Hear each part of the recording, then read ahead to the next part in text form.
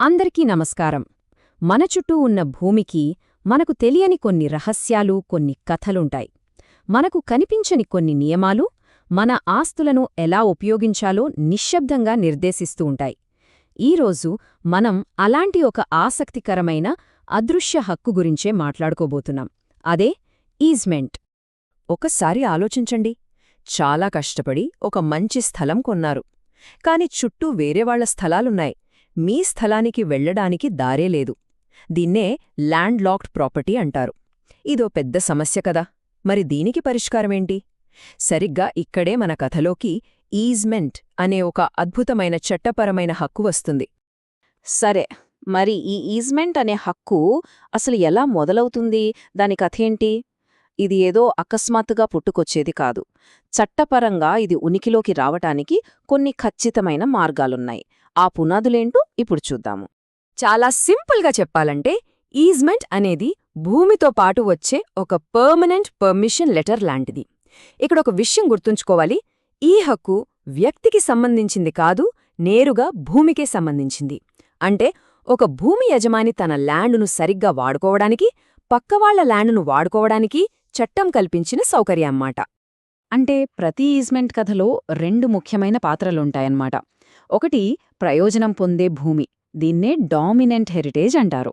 రెండు ఆ ప్రయోజనాన్ని కల్పించే భూమి, దీన్నే సర్వియంట్ హెరిటేజ్ అంటారు. ఒకరు దారిలాంటి సౌకర్యాన్ని పొందితే మరొకరు ఆ దారినిచ్చే భారాన్ని మోస్తారు. ఇక్కడ ఒక చాలా ముఖ్యమైన విషయం ఉంది. ఈజ్మెంట్ అంటే పక్కవాళ్ల భూమి మన సొంతమైపోయినట్టు కాదు, అస్సలు కాదు. ఇది కేవలం ఆ భూమిని ఒక నిర్దిష్ట పని కోసం వాడుకోవడానికి మాత్రమే ఇచ్చిన పరిమిత హక్కు. యాజమాన్యం ఎప్పటికీ అసలు ఓనర్ దగ్గరే ఉంటుంది. ఓకే, మరి ఈ హక్కులు ఎలా పుడతాయి? అవేమైనా అకస్మాత్తుగా వచ్చేస్తాయా? లేనేలేదు. అవి చట్టబద్ధంగా ఉనికిలోకి రావడానికి కొన్ని పద్ధతులున్నాయి. అవేంటో ఇప్పుడు వివరంగా చూద్దాం. సాధారణంగా ఈ 4 మార్గాల్లో ఈజ్మెంట్ ఏర్పడుతుంది. మొదటిది గ్రాంట్, అంటే ఇద్దరు యజమానులు కూర్చొని మాట్లాడుకుని ఒక ఒప్పందం చేసుకోవడం. రెండోది అవసరం, అంటే ఇందాక మనం చెప్పుకున్నట్టు దారి లేనప్పుడు చట్టమే ఆటోమేటిక్గా హక్కు కల్పిస్తుంది. ఇక మూడోది ప్రిస్క్రిప్షన్. ఇది చాలా ఇంట్రెస్టింగ్గా ఉంటుంది. నాలుగోది క్వాసీ ఈజ్మెంట్. ఇది ఒక పెద్ద ఆస్తిని అన్నదమ్ములు పంచుకున్నప్పుడు లాంటి సందర్భాల్లో వస్తుంది. ఇందాక ప్రిస్క్రిప్షన్ అన్నాం కదా, దానికదే ఇది. 20 ఏళ్ళు, అవును 20 సంవత్సరాలు. ఎవరైనా సరే ఇతరుల భూమిని వాళ్లకు తెలిసి బహిరంగంగా ఎలాంటి గొడవలు లేకుండా నిరంతరాయంగా 20 ఏళ్లపాటు వాడితే చట్టం ఆ వాడకాన్నే ఒక హక్కుగా మార్చేస్తుంది. ఇది చాలా పవర్ఫుల్ రూల్. రైట్, ఈజ్మెంట్ ఎలా పుడుతుందో చూశాం. ఇప్పుడు దాని జీవితంలో తర్వాతి దశ, అంటే అది ఆచరణలో ఎలా ఉంటుందో చూద్దాం. ఇందులో కూడా చాలా రకాలున్నాయండోయ్. కొన్ని ఈజ్మెంట్లు వాటంతటా అవే పనిచేస్తుంటాయి. వాటికి మన ప్రమేహం అస్సలు అవసరం లేదు. ఉదాహరణకి, ఎత్తులో ఉన్న పొలం నుంచి పల్లంలో ఉన్న పొలానికి నీళ్లు సహజంగా ప్రవహించడం.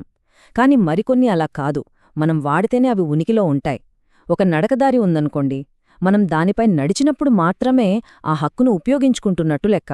ఇప్పుడు చూడండి, కొన్ని ఈజ్మెంట్లు మనకు కళ్లకు కట్టినట్టు కనిపిస్తాయి.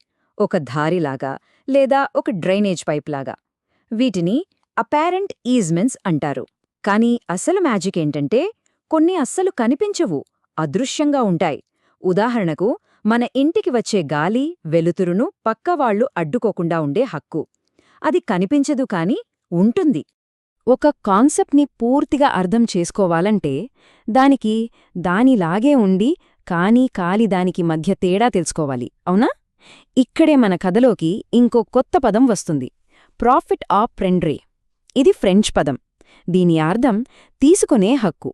ఇది ఈజ్మెంట్లాగే అనిపించినా చాలా భిన్నమైనది. సో సింపుల్గా చెప్పాలంటే ఈ రెండిటి మధ్య ఉన్న ప్రధాన తేడా ఒక్కటే.